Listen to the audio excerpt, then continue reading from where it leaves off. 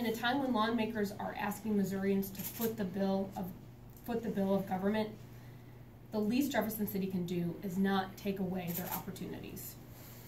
Reduced funding for K-12 education on a state level has led to increasing property taxes at the local level. Over a 10-year period, 68% of Missouri school districts have seen an increase in the percentage of funding coming from local sources.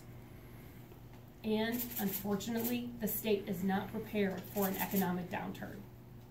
If unemployment in Missouri reached the same rate as 2009, our most recent recession, the state would experience an estimated $600 million revenue reduction. Now think about our current budget hole. Most of the cuts have come from education. If the governor and the legislature had to cut an additional $600 million, where would those cuts come from?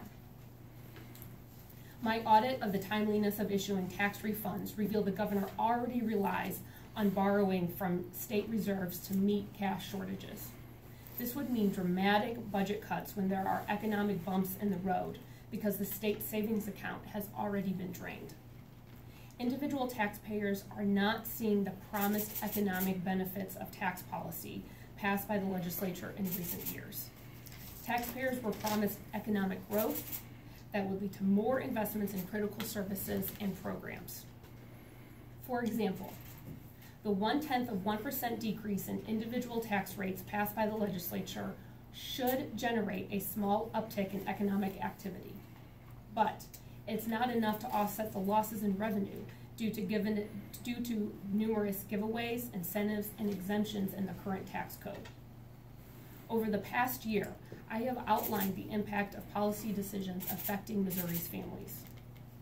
My findings include a lack of monitoring of the state's legal expenses, tax credit liabilities, and hundreds of sales tax exemptions not being tracked. Our current governor has a responsibility to be honest with Missourians. This starts by admitting that our state does not even have enough cash to pay income tax refunds on time. The burden of supporting state spending is overwhelmingly carried by working Missourians, and we are not prepared in case of tougher times on the horizon.